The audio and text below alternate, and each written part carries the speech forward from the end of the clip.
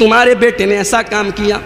اور آج اگر ہمارے سماج میں زناکاری بڑی، بدکاری بڑی اور بے حیائی بڑی تو سن لو سب سے بنیادی وجہ کیا ہے. میں بتا دیتا ہوں، کھلم کھلا بتا دیتا ہوں. سب سے بنیادی وجہ یہ کہ آج ہم مسلمانوں نے نکاح جیسی چیز کو اتنا مشکل بنا دیا، اتنا ٹیڑھا بنا دیا، اتنا دشوار بنا دیا، اتنا مہنگا بنا دیا کہ زناکاری اس کے مقابلے میں بہت آسان ہو گئی. آج نکاح ایک غریب انسان بھی جب کرنے کی سوچتا ہے تو ہل کے رہ جاتا ہے. بارات کا ارینجمنٹ کرنا ہے، اگر لڑکی کی شادی کرنی ہے تو لمبا چوڑا جہیز بھی اکٹھا کرنا ہے، زیورات کا بھی انتظام کرنا ہے، اگر کھانا کا نہیں تو چائے پان کا تو ضرور انتظام کرنا ہے. میرے پیارے بھائیوں، آج ضرورت ہے اس نکاح کو آسان بنانے کی جسے جناب محمد رسول اللہ صلی اللہ علیہ وسلم نے اتنا آسان بنا دیا، اتنا آسان بنا دیا کہ ایک حدیث میں اللہ کے نبی نے فرمایا ان اعظم النکاح برکتن ایسرہ مؤونتن، سب سے زیادہ برکت والا نکاح وہ ہے جس میں سب سے کم خرچ کیا جائے. اور آج کوئی یہ نہ کہے کہ غریب کم خرچ میں کرے، لیکن جس کو اللہ نے نوازا وہ تو اپنی دولت خرچ کرے گا. آؤ میں تمہیں مثال دیتا ہوں. حضرت عثمان غنی رضی اللہ تعالیٰ عنہ، بھلا ان سے بڑھ کے کون مالدار ہوگا؟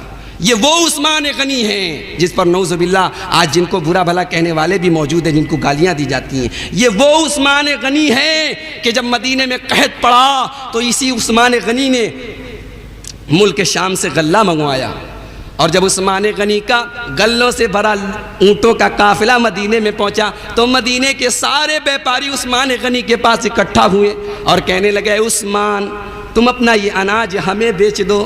اب بیپاری اپنی سوچ کے آدمی، وہ 10 کے 12 کمانے والے، انہوں نے کہا عثمان تم یہ غلہ ہمارے ہاتھ بیچ دو. عثمان نے کہا چلو ٹھیک ہے ہم یہ غلہ تمہیں بیچنے کو تیار ہیں، بتاؤ کتنے میں خریدو گے؟ مدینہ کے سارے بیپاریوں نے کہا ہے عثمان ہم اگر تم یہ غلہ 10 کا لائے ہو ہم 12 دینے کو تیار ہیں. عثمان غنی نے کہا نہیں مجھے اس سے زیادہ مل رہا ہے. کہا اگر اس سے زیادہ مل رہا ہے تو چلو ٹھیک ہے ہم تمہیں 10 کے 15 دینے کو تیار ہیں. عثمان غنی نے جواب دیا نہیں ہے مدینہ کے بیپاریوں مجھے اس سے بھی زیادہ مل رہا ہے. بیپاریوں نے دیکھا کہ اس وقت پورے مدینہ میں قحط پڑا ہے، ہم یہ اناج منہ مانگی قیمتوں میں بیچ سکتے ہیں. کہا ہے عثمان چلو ٹھیک ہے ہم تمہارا یہ اناج ڈبل قیمت پر خریدنے کو تیار ہیں، اگر تم 10 میں لائے ہو ہم 20 میں خریدنے کو تیار ہیں. عثمان غنی نے کہا نہیں مجھے اس سے بھی زیادہ مل رہا ہے. اب مدینہ کے بیپاری سارے کے سارے سرنڈر ہو گئے، کہنے لگے عثمان سارے بیپاری تو یہاں موجود ہے، وہ کون کروڑ پتی انسان ہے جو اس سے زیادہ تمہیں قیمت دے رہا ہے؟ حضرت عثمان غنی نے قرآن مجید کی آیت پڑھ دی من جاء بالحسنۃ فلہ عشر امثالھا، یعنی جو انسان ایک نیکی کرے گا اس کو 10 نیکیوں کا ثواب ملے گا. اے لوگو تم 10 کے 20 دے رہے ہو، مجھے اللہ تعالیٰ 10 کے 100 دے رہا ہے. جاؤ میں نے یہ پورا کا پورا غلہ مدینہ کے غریبوں میں تقسیم کر دیا. یہ وہ عثمان غنی تھے جن کی دولت کا یہ حال تھا، جن کی فیاضی کا یہ حال تھا، جن کی سخاوت کا یہ حال تھا. آج جہیز کے لیے حضرت فاطمہ کے جہیز کا حوالہ دینے والوں میں پوچھتا ہوں نبی کی 4 بیٹیاں تھیں، حضرت زینب بھی تو نبی کی سب سے بڑی بیٹی تھی، حضرت رقیہ بھی تو نبی کی لخت جگر تھی، حضرت ام کلثوم بھی تو نبی کی لاڈلی تھی. مجھے بتاؤ حضرت زینب کو کتنا جہیز ملا؟ حضرت رقیہ جو عثمان غنی جیسے کروڑ پتی کے گھر میں گئی تھی ان کو کتنا جہیز ملا؟ حضرت ام کلثوم کو کتنا جہیز ملا؟ میرے محلے کے امیروں، میرے سماج کے مالداروں، او دولت والوں، میں تمہیں اللہ کا واسطہ دیتا ہوں اس نکاح کو آسان کر دو، اس نکاح کو آسان کر دو، سنت والا نکاح شروع کر دو. یہ سماج بدکاریوں سے بچ جائے گا، یہ سماج بے حیائیوں سے بچ جائے گا، یہ زنا کرنے والے قدم خود بخود رک جائیں گے. جب حلال کا راستہ بند کر دو گے تو حرام کے راستے تو خود بخود کھل جائیں گے. ایک حدیث میں اللہ کے نبی نے جب صحابہ نے آ کے یہ سوال کیا کہ اے اللہ کے نبی امیر لوگ تو ثواب میں ہم سے بازی مار لے گئے، اللہ کے نبی نے پوچھا کیوں؟ صحابہ نے کہا اے اللہ کے نبی، امیر لوگ جیسے ہم نماز پڑھتے ہیں ویسے وہ لوگ بھی نماز پڑھتے ہیں، ہم جیسے روزہ رکھتے ہیں ویسے وہ لوگ بھی روزہ رکھتے ہیں، لیکن اے اللہ کے نبی امیر لوگ زکوٰۃ بہت زیادہ دیتے ہیں، صدقہ بہت زیادہ دیتے ہیں اور ہم اتنا دے نہیں پاتے۔ اللہ کے نبی نے آئے ہائے ذرا غریبوں کا سہارا دیکھو، اسی لیے مولانا حالی نے کہا تھا وہ نبیوں میں رحمت لقب پانے والا، مراد غریبوں کی برلانے والا، اور میرا نبی امیروں کا بھی ساتھی تھا اور میرا نبی غریبوں کا بھی ساتھی تھا، اور میرے نبی نے یہ دعا بھی کی تھی اللہم احینی مسکینا وامتنی مسکینا واحشرنی مسکینا، اے اللہ میں دنیا میں بھی غریب رہوں اور جب میری موت ہو تو غریبوں میں موت ہو، اور جب قیامت کے دن مجھے اٹھانا تو غریبوں میں اٹھانا۔ لیکن اس سے یہ نہ سمجھنا کہ دولت خراب چیز ہے، نہیں دولت خراب چیز نہیں، لیکن اللہ کے نبی یہ بہت ساری حدیثوں میں اللہ کے نبی نے فرمایا کہ دولت اپنے ساتھ بہت سارے فتنے لے کر آتی ہے، جب دولت انسان کے پاس آ جاتی ہے تو بہت ساری چیزوں سے بچنا بہت مشکل ہو جاتا ہے، اس لیے غریبوں کو اللہ کے نبی زیادہ چاہتے تھے۔ لیکن بہرحال ان صحابہ نے جب یہ کہا کہ اے اللہ کے نبی امیر لوگ ثواب میں ہم سے بازی مار لے جاتے ہیں، وہ زکوٰۃ اور صدقہ بہت کرتے ہیں، ہم نہیں کر پاتے، تو اللہ کے نبی نے فوراً کہا کہ اے میرے صحابہ یہ کیا کہہ رہے ہو تم، کل تسبیحۃ صدقہ، ہر سبحان اللہ کہنا صدقہ ہے، زبان سے بیٹھے بیٹھے سبحان اللہ کہہ دیا یہ صدقہ ہے، الحمدللہ کہہ دیا یہ بھی صدقہ ہے، اللہ اکبر کہہ دیا یہ بھی صدقہ ہے، بلکہ اے میرے صحابہ ایک انسان اپنی بیوی کے ساتھ جو تعلق قائم کرتا ہے وہ بھی صدقہ ہے۔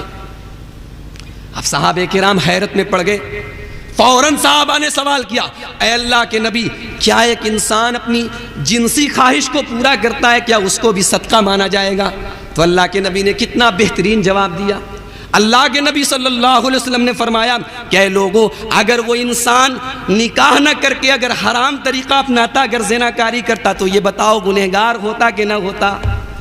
صحابہ نے کہا اے اللہ کے نبی گنہگار تو ضرور ہوتا، جب حرام طریقہ اپناتا اور گنہگار ہوتا تو حلال طریقہ جب اپنایا تو اس کو ثواب تو ملنا ہی چاہیے۔ میرے بھائیوں ہمارا دین تو وہ ہے جس نے ہر حرام چیز کی کاٹ پیدا کر دی، اور ہاں آج اگر سماج میں بے حیائی پھیل رہی ہے تو اس کی بہت بڑی وجہ یہ ہے، میری مائیں اور بہنیں اگر سن رہی ہوں تو وہ غور کریں کہ آج ہماری ماں اور بہنوں نے اپنا لباس، اپنی شکل، اپنی صورت، اپنا سب کچھ جو ہے وہ اسلام کے خلاف کرنا شروع کر دیا، اور اس کی بہت بڑی وجہ ہمارے گھروں میں یہ ٹی وی آ گئی۔ اس ٹی وی نے جس کو آج ہم یہ کہتے ہیں مولانا ہمارے گھر میں فلم نہیں دیکھی جاتی، بڑے فخر سے کہتے ہیں ہمارے گھروں میں فلم نہیں دیکھی جاتی، ہمارے گھروں میں سیریل دیکھے جاتے ہیں۔ لیکن میں پوچھتا ہوں یہ سیریل جو آج عورتیں اتنے شوق سے دیکھتی ہیں، مجھے کوئی ایک سیریل ایسا بتا دو، کوئی ایک سیریل ایسا بتا دو جس نے عورتوں کی کوئی بھلائی کا کام کیا ہو۔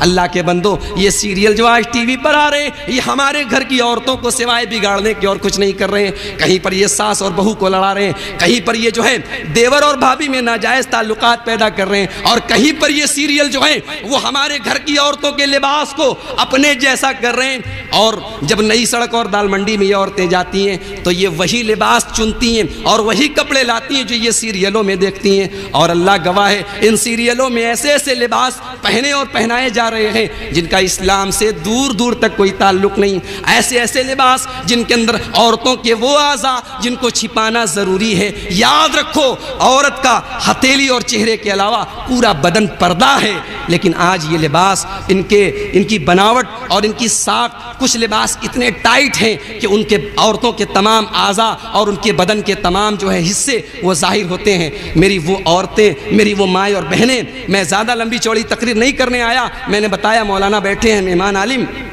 وہ حدیث آپ سن لیجئے جن کے بارے میں اللہ کے نبی نے فرمایا تھا صنفان من اہل النار لم ارہما، اے لوگوں دو قسم کے جہنمی ایسے ہیں جنہیں میں نے ابھی نہیں دیکھا، یعنی وہ بعد میں آئیں گے۔ دو قسم کے جہنمی ایسے ہیں جو بعد میں آئیں گے، کون کون؟ قوم معہم سیات یضربون بها الناس، کچھ ایسے لوگ آئیں گے جن کے ہاتھ میں کوڑے ہوں گے، وہ لوگوں کو ان کوڑوں سے ماریں گے، یعنی ظالم لوگ۔ اور آگے اللہ کے نبی فرماتے ہیں وَنِسَاءٌ قَاسِيَاتٌ عَارِيَاتٌ مُمِيلَاتٌ مَائِلَاتٌ، اور ایسی عورتیں بھی جہنم میں جائیں گی۔ کیسی عورتیں؟ قاسیات عاریات، جو کپڑا پہننے والی بھی ہوں گی اور ننگی بھی ہوں گی۔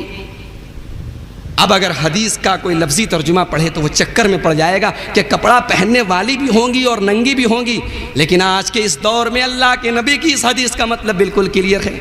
آج عورتوں نے کپڑا پہنا بھی ہے لیکن ننگی بھی ہے، یعنی وہ کپڑا اتنا باریک ہے، وہ کپڑا اتنا باریک ہے کہ ان کپڑے سے ان کے بدن کے تمام اعضاء دکھائی دے رہے ہیں، یا کپڑا اتنا ٹائٹ ہے کہ ان کے بدن کے تمام اعضاء ان کو پتہ لگ رہے ہیں، لوگوں کو معلوم ہو رہے ہیں۔ مائلاتن ممیلاتن، اور اللہ کے نبی فرماتے ہیں یہ عورتیں جو ایسا کپڑا پہنے گی ان کا مقصد کیا ہوگا؟ یہ نوجوانوں کو فلرٹ کریں گی، ان کا مقصد یہ ہوگا یہ جب راستے میں چلے تو نوجوان لڑکے ان کو گھوریں اور تاکیں۔ ممیلاتن مائلاتن، اور خود یہ بھی اسی چکر میں ہوں گی کہ میں بھی کسی نوجوان کو دیکھوں۔ مائلاتن ممیلاتن، یہ دوسروں کو اپنی طرف مائل کرنے والی ہوگی اور خود بھی مائل ہوگی۔ رؤوسہن کاسنمۃ البخت المائلہ، اور ان کے سر جو ہوں گے وہ اونٹ کی کوہان کی طرح ہوں گے۔ آج محلے محلے بیوٹی پارلر کھلا ہے، شادی کے پہلے لڑکی باپ کے پاس جاتی ہے، کہتی ہے ابا جان 1000 روپے دے دیجئے، باپ کہتا ہے کیا بات ہے؟ لڑکی کہتی ہے کوئی بات نہیں، بیوٹی پارلر جانا ہے۔ باپ پلٹ کر پوچھتا بھی نہیں کہ بیٹی تم بیوٹی پارلر جا کر کیا کرو گی؟ اور وہ لڑکیاں جب بیوٹی پارلر جاتی ہیں وہ اپنی ہیئر سیٹنگ ایسی کرتی ہیں کہ اللہ کے نبی کی وہ حدیث رؤوسہن کاسنمۃ البخت المائلہ، ان کے سر جو ہوں گے وہ بختی اونٹوں کی مانند ہوں گے۔ آج عورتوں نے اپنے بالوں کو کاٹنا شروع کر دیا، مردوں کی طرح چھوٹے بال رکھنے شروع کر دیے، اور ابھی مولانا عبدالشکور صاحب نے وہ حدیث بھی بخاری شریف کی آپ کے سامنے پڑھی تھی کہ کہیں پر آئی برو سیٹ کی جا رہی ہے، کہیں پر دانتوں کی کلیننگ کی جا رہی ہے، کہیں پر جو ہے چہرے کے بالوں کو کھیڑا جا رہا ہے۔ الغرض وہ تمام کام کیا جا رہا ہے جس کے اوپر اللہ کے نبی جناب محمد رسول اللہ صلی اللہ علیہ وسلم نے لعنت کی تھی۔ میری ماں اور بہنوں، اللہ کے واسطے اگر اس سماج کو بچانا ہے، اگر اس معاشرے کو بچانا ہے، اگر اس نوجوان نسل کو گمراہی سے بچانا ہے، اللہ کے واسطے تمہیں اپنے آپ کو سدھارنا ہوگا، تمہیں اپنے آپ کو سدھارنا ہوگا، تمہیں اپنا لباس سنوارنا ہوگا۔ آج کا نوجوان کہتا ہے سبھی مجھ ہی سے کہتے ہیں نگاہیں اپنی نیچی رکھ، سبھی مجھ ہی سے کہتے ہیں نگاہیں اپنی نیچی رکھ، کوئی ان سے نہیں کہتا نہ نکلے یوں عیاں ہو کر۔ یہ ایک شاعر نے شکایت کی کہ سبھی مجھ ہی سے کہتے ہیں نگاہیں اپنی نیچی رکھ، کوئی ان سے نہیں کہتا نہ نکلے یوں عیاں ہو کر۔ مگر میں کہتا ہوں کہ شاعر صاحب آپ کا یہ شعر غلط ہے، اسلام نے تو دونوں کو منع کیا ہے۔ اسلام نے اگر مرد سے یہ کہا کہ وَقُلْ لِلْمُؤْمِنِينَ يَغُضُّوا مِنْ أَبْصَارِهِمْ وَيَحْفَظُوا فُرُوجَهُمْ، اے مومن مردوں تم اپنی نگاہوں کو نیچی رکھو، تو اسلام نے عورت سے بھی یہ کہا کہ تم جب کپڑا پہنو تو ایسا لباس پہنو کہ غیر مرد اس کی طرف نہ دیکھیں، اور اگر تم گھر سے نکلو تو خوشبو یا پرفیوم لگا کر نہ نکلو۔ اللہ اکبر، آج تو پرفیوم بھی الگ الگ چل رہے ہیں، لیڈیز پرفیوم الگ ہیں، جینٹس پرفیوم الگ ہیں، اور جب کوئی لڑکی پرفیوم نکل کر گھر سے نکلتی ہے تو 20 میٹر کی دوری سے یہ پتہ لگ جاتا ہے کہ کوئی عورت گزر رہی ہے۔ میری ایسی بہنیں اللہ کے نبی کی یہ حدیث سن لیں، ضرور سن لیں کہ اللہ کے نبی فرماتے ہیں جو عورت خوشبو لگا کر غیر مردوں کے سامنے نکلتی ہے ایسی عورت جنت میں جانا تو بڑی دور کی بات ہے، ایسی عورت جنت کی خوشبو بھی نہیں پا سکتی، ایسی عورت جنت کی خوشبو بھی نہیں پا سکتی۔ اور ایک حدیث میں اللہ کے نبی نے فرمایا ان المرأۃ عورۃ، عورت جو ہے یہ سر سے پیر تک ڈھانپنے کی چیز ہے، عورت سر سے پیر تک شرمگاہ ہے۔ اذا خرجت استشرفها الشیطان، جب عورت گھر سے نکلتی ہے تو شیطان طاق میں لگ جاتا ہے۔ آج موبائل ہماری لڑکیوں کے ہاتھ میں آ گیا، گھر میں موبائل رکھا ہے، گھر میں نہ جانے کتنے لوگوں کے فون آتے ہیں، باپ کو کچھ ہوش نہیں۔ یہی تو ذمہ داری ہے ایک باپ کی، گھر میں اگر موبائل رکھا ہے، میری بیٹی کس سے بات کر رہی ہے، میری بہن کس سے بات کر رہی ہے، اس بات کو چیک کرنا ایک باپ کی ذمہ داری ہے۔ اب آج تو موبائل نکل چکا ہے، اب ہم یہ تو فتویٰ لگا نہیں سکتے کہ موبائل حرام ہے، اگر یہ فتویٰ لگا دیں گے تو لوگ ہم ہی کو ماریں گے، کیونکہ موبائل آج کے دور کی ایک ضرورت بن چکی ہے۔ لیکن میرے بھائیوں ایک بات میں ضرور کہوں گا کہ آج اس موبائل نے جو اگر یہ نہ ہوتا تو شاید پریشانی کم ہوتی، اس نے آ کر ہماری اتنی پریشانیاں بڑھا دی۔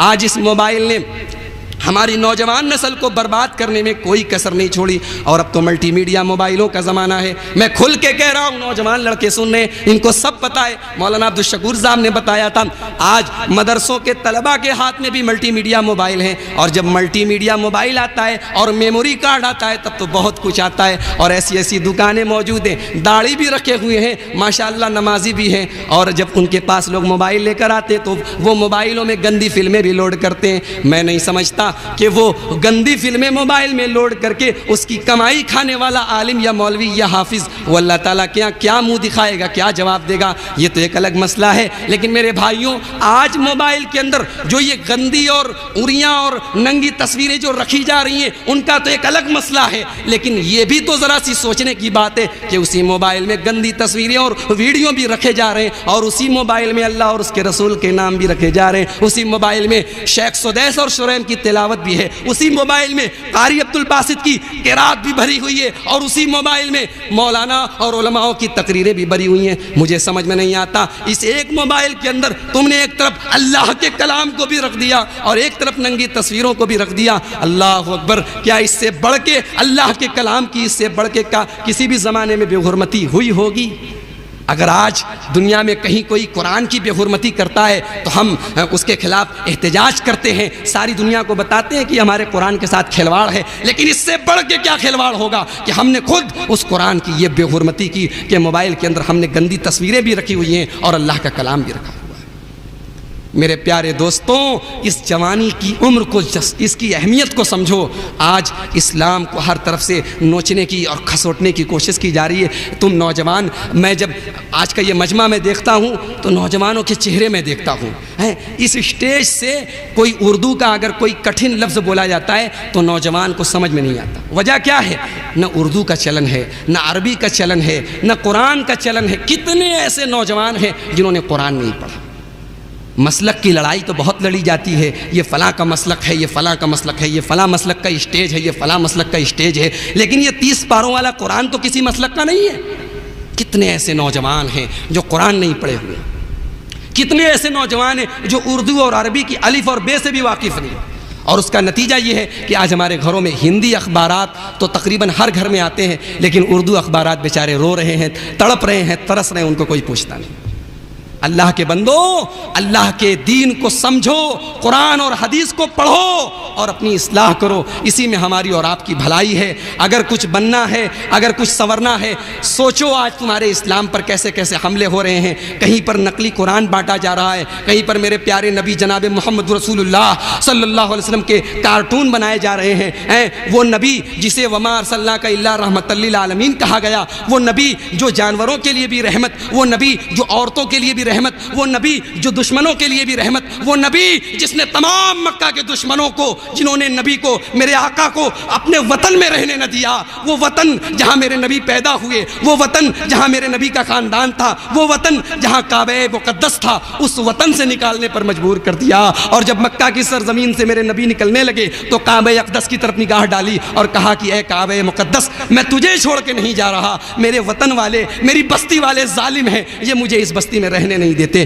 ان دشمنوں کو, ان ظالموں کو, ان بے مروتوں کو, ان دل کے کچوں کو میرے نبی نے کوئی سزا نہیں دی. جب مکہ کے فتح مکہ کے موقع پر وہ دشمن اکٹھا ہوئے, میرے نبی نے بس اتنا کہا, لا تثریب علیکم اليوم اذهبوا انتم الطلقاء, جاؤ. محمد رسول اللہ نے کبھی اپنی ذات کے لیے کسی سے بدلہ نہیں لیا ہے, نہ کبھی لیا ہے, نہ لے گا. جاؤ, میں نے تم سب کو معاف کر دیا. وہ نبی جس کی رحمت کا یہ حال تھا, جس نبی نے تعلیم دی سل من قطع کا, جو تم سے رشتہ توڑے تم اس سے جوڑو, والے من عدا کا, جو تم سے دشمنی کرے تم اس سے دوستی کرو. جس نبی کی یہ تعلیم تھی, جس رسول کی یہ شکچھا تھی, جس پیغمبر کی یہ تعلیمات تھی, آج اس نبی کے کارٹون بنائے جا رہے ہیں, آج اس نبی کو ظالم کہا جا رہا ہے. آج انٹرنیٹ پر, ابھی میں پرسوں مئو گیا تھا, میں نے 1 گھنٹہ تقریر میں زیادہ تر باتیں یہی کہی کہ آج انٹرنیٹ پر کس طریقے سے میرے بھائیوں اللہ کے نبی صلی اللہ علیہ وسلم کی بے شمار کارٹون ملتے ہیں. کسی میں اللہ کے نبی کو جانوروں پر ظلم کرتا ہوا دکھایا جا رہا ہے, کسی میں اللہ کے نبی صلی اللہ علیہ وسلم کو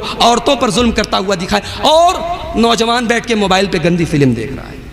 جس کے نبی کے ساتھ یہ سلوک ہو رہا ہو, اس نبی کا کلمہ پڑھنے والا, اس نبی سے محبت کا اظہار کرنے والا, آج بیٹھ کر موبائل پہ گندی فلمیں دیکھ رہا ہے. اللہ کے واسطے اپنی زندگی کی اس عمر کا اور اپنی جوانی کی اس قیمت کا احساس کرو میرے بھائیوں. جوانی بڑی اللہ کی بہت بڑی نعمت ہے. جوانی وہ نعمت ہے کہ اگر اس جوانی کو تم نبھا لو, اگر اس جوانی کو تم سمجھ لو, اگر اس جوانی کو صحیح طریقے سے گزار لو, تو قیامت کے دن جب پوری دنیا میں کہیں کوئی سایہ نہ ہوگا تو رب کریم اپنے عرش کا سایہ تمہیں دے گا.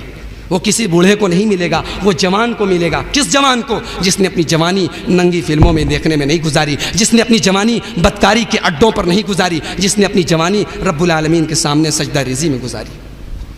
حضرت یوسف علیہ السلام کا واقعہ پڑھو قرآن میں بہت تفصیل سے نہیں بول سکتا. پورا واقعہ حضرت یوسف علیہ السلام کا اگر پڑھو تو عبرت و نصیحت کے اتنے پہلو ہیں کہ تمہاری عمریں کھپ جائیں, لیکن سورہ یوسف کی تفسیر اور تشریح ختم نہ ہو. حضرت یوسف علیہ السلام کا کردار دیکھو, ان کی عظمت دیکھو, ان کی بلندی دیکھو. آج تو پیسے دے کے زنا ہو رہا ہے, آج تو رقم دے کے بدکاری ہو رہی ہے, لیکن یہاں حضرت یوسف سیدنا یوسف علیہ السلام کو عزیز مصر کی بیوی نے خود دعوت دی اور زنا کی طرف بلایا, اور جو ہے ان کو اپنے جال میں پھانسنا چاہا. لیکن ہائے ہائے, حضرت یوسف علیہ السلام نے کیا جواب دیا؟ انہو لا یفلح الظالمون. علامہ سلیمان منصور پوری رحمۃ اللہ علیہ جو اپنے زمانے کے جید عالم تھے اور جن کی کتاب رحمت للعالمین کے نام سے سیرت النبی کی بہترین کتاب ہے 3 جلدوں میں, اور دنیا میں جو ہے بہترین اردو کی کتاب مانی جاتی ہے, وہ اپنی اسی حضرت یوسف علیہ السلام کی سورہ یوسف کی ایک تفسیر پر انہوں نے کتاب لکھی ہے الجمال والکمال. اگر کبھی موقع ملے تو یہ کتاب پڑھو. اس کتاب میں مولانا فرماتے ہیں کہ حضرت یوسف علیہ السلام نے یہاں پر جو سینٹنس یوز کیا انہو لا یفلح ظالمون, یعنی ظالم لوگ کبھی کامیاب نہیں ہو سکتے. تو یہاں سوچنے والی بات یہ ہے کہ زناکار کو ظالم کیوں کہا حضرت یوسف نے؟ اگر غور کیا جائے تو پتہ لگتا ہے کہ زنا کرنے والا انسان ہر حال میں ظالم ہے, وہ اپنے خاندان پر بھی ظلم کرتا ہے. ایک زنا کرنے والا انسان اپنے خاندان پر بھی ظلم کرتا ہے. کیوں؟ کیونکہ اس کے زنا کی وجہ سے اس کا خاندان ذلیل ہوتا ہے. اگر دنیا کو پتہ لگ جائے کہ اس خاندان میں زنا کرنے والا انسان ہے تو وہ خاندان ذلیل ہو جاتا ہے. ایک زنا کرنے والا انسان اپنے باپ پر ظلم کرتا ہے, اس کا باپ شرم سے نگاہیں نیچی کر لیتا ہے کہ میرے بیٹے نے اتنا بڑا گناہ کیا. ایک زنا کرنے والا انسان اگر شادی شدہ ہے تو اپنی عورت پر ظلم کرتا ہے, اپنی بیوی پر ظلم کرتا ہے کہ اس کے ساتھ وہ غداری اور بے وفائی کرتا ہے. اگر وہ ایک عورت ہوتی ہے تو وہ اپنے شوہر کے ساتھ ظلم کرتی ہے کہ اس کے پیٹ سے جو اولاد پیدا ہوگی وہ اس کے شوہر کی نہ ہو کہ کسی اور کی ہوگی. الغرض وہ پوری تفسیر پڑھنے لائق ہے. مولانا سلیمان منصور پوری رحمۃ اللہ عالمین کے مصنف نے بڑی تفصیل سے لکھا ہے میرے بھائیوں. لیکن آج میرے کہنے کا مطلب یہ ہے کہ آج زناکاری اور بدکاری کیسے ہمارے سماج میں گھس گئی ہے. کل ہم اخباروں میں پڑھتے تھے کہ دلی میں یہ ہوا, بمبئی میں یہ ہوا, کلکتہ میں یہ ہوا, تو ہم سوچتے تھے کہ چلو ٹھیک ہے, دلی بڑا شہر ہے, کلکتہ بڑا شہر ہے, ممبئی میٹرو شہر ہے. لیکن آج ہمارے بنارس میں, ہمارے علاقے میں, ہمارے سماج میں, ہماری برادری میں, ہمارے خاندانوں میں یہ برائی گھس گئی اور ہم پھر بھی خاموش تماشائی بنے بیٹھے.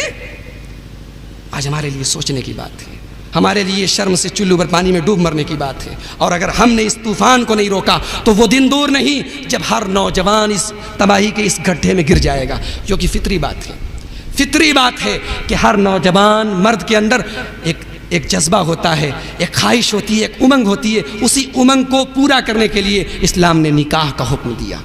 اللہ کے بندو, نکاح کو آسان بناؤ, اور یہ جھوٹی عزت, یہ مکاری کہ ہم اگر اپنے بیٹی اور بیٹی کی شادی اگر ہلکے پھلکے میں کریں گے, جہیز کے بغیر کریں گے, بارات کے بغیر کریں گے, تو لوگ تانا دیں گے, محلے والے تانا دیں گے, خاندان والے تانا دیں گے. وہ چند دن کے تانے سن لو, یہ چند دن کے تانے سن لو. وہ تانا, وہ ہمیشہ کا تانا سننے کے پہلے جب تمہارا بیٹا کل زناکاری میں پڑ جائے گا, جب تمہاری اولاد کل بدکاری پر اتر آئے گی, تو پھر تم کیا جواب دو گے؟ پھر تمہاری عزت کہاں جائے گی؟ پھر سماج میں تم کس کو منہ دکھاؤ گے؟ اور ایک بات یاد رکھو, وَلِلَّهِ الْعِزَّةُ وَلِرَسُولِهِ, عزت اور ذلت اللہ دیتا ہے, دنیا والے نہیں دے سکتے. اسلام کا جو حکم ہے اس پر عمل کرو. دنیا اگر تھوکتی ہے تو تھوکنے دو, دنیا اگر تمہیں برا بھلا کہتی ہے تو کہنے دو. وَتُعِزُّ مَن تَشَاءُ وَتُذِلُّ مَن تَشَاءُ. عزت کے ٹھیکیدار دنیا والے نہیں, عزت کے ٹھیکیدار ہمارا سماج نہیں, عزت کا ٹھیکیدار ہمارا معاشرہ نہیں. عزت دینے والا وہ پروردگار ہے. حضرت عبد الرحمن بن عوف, میں نے ابھی اسی دارا نگر کے ممبر سے ایک جمعہ پہلے میں نے بیان کیا تھا کہ حضرت عبد الرحمن بن عوف جو صحابہ کرام میں کروڑ پتی تھے, کوئی ایرے غیرے تو خیرے نہیں تھے, کروڑ پتی تھے. لیکن انہوں نے شادی کر لی، نکاح کر لیا، اور پیارے نبی صلی اللہ علیہ وسلم کو پتہ بھی نہیں چلا۔ وہ تو اللہ کے نبی نے ان کے کپڑے پر زردی کا نشان دیکھا تو پوچھا کہ اے عبد الرحمن یہ کیا ہے؟ تو انہوں نے کہا کہ تزوجت، تو ہے اللہ کے نبی میں نے شادی کی۔ اللہ کے نبی کو پتہ نہیں اور صحابی نے شادی کر لی۔ یہاں محلے میں شادی ہو اور مولانا کی دعوت نہ ہو تو جمعہ میں پھٹکارنا شروع کر دیں گے۔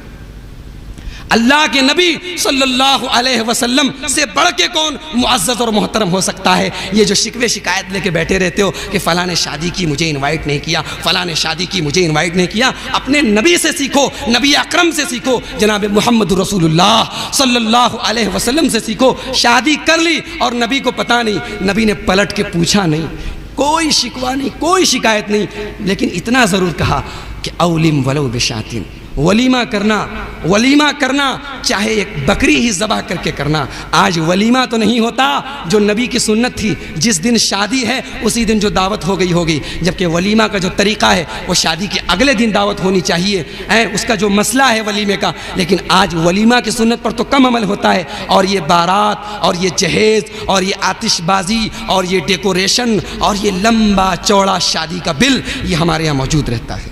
میرے بھائیوں، یہ سماج کی ایک حقیقت ہے، اس حقیقت کو سمجھو اور اسے دور کرو۔ اگر اسے نہیں سمجھو گے، نہیں دور کرو گے تو یہ جو واقعہ ہوا تھا چیت گنج میں اور جو اخباروں کی زینت بنا اور پورا سماج ہمارا اچھلا اور پورا ہمارے گھروں کی آبروئیں بازار میں آئیں اور یہاں سے لے کے پورے پوروانچل میں اور مئو اور مبارک پور تک خبر گئی، بلکہ میں سمجھتا ہوں کہ اگر میڈیا میں یہ خبر گئی تو پورے ہندوستان تک گئی ہوگی۔ یہ ہمارے لیے سوچنے کی بات ہے، ایسے واقعہ پھر نہ ہو، اس کے لیے ہمیں اور آپ کو اپنی اصلاح کرنے کی ضرورت ہے۔ یہ چند باتیں تھیں جو میں نے نصیحت کی غرض سے اور اپنی اور آپ سب کی اصلاح کی غرض سے آپ کے سامنے پیش کی۔ بس اللہ تعالیٰ سے یہی دعا ہے کہ اللہ تعالیٰ ہمیں قرآن و حدیث کی صحیح اور سچی تعلیم پر عمل کرنے کی توفیق عطا فرمائے۔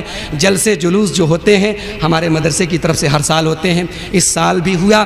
ہم یہی دعا کریں گے اللہ تعالیٰ سے کہ یہ جلسہ ہمارا جو ہے یہ کامیاب ہو، اور کامیاب ہونے کا یہ مطلب نہیں کہ سویرے بیٹھ کے آپ کمنٹ کریں کہ فلاں عالم نے اچھی تقریر کی، فلاں عالم نے اچھی تقریر کی۔ جلسے ایسے کامیاب نہیں ہوتے۔ جلسوں کا کامیاب ہونے کا مطلب یہ ہے کہ جلسوں میں جو پیغام دیا جائے، جو بات کہی جائے، اس پر عمل ہو۔ عمل سے زندگی بنتی ہے، جنت بھی جہنم بھی۔ شاعر مشرق علامہ اقبال نے کہا تھا یہ خاکی اپنی فطرت میں نہ نوری ہے نہ ناری ہے۔ تو عمل کی ضرورت ہے۔ اللہ تعالی ہم سب کو حسن عمل کی توفیق عطا فرمائے۔ جب تک اس دنیا میں رہیں اسلام پر زندہ رہیں، ہمارا خاتمہ ایمان پر ہو، آمین۔ وآخر دعوانا ان الحمد للہ رب العالمین، والسلام علیکم ورحمۃ اللہ وبرکاتہ۔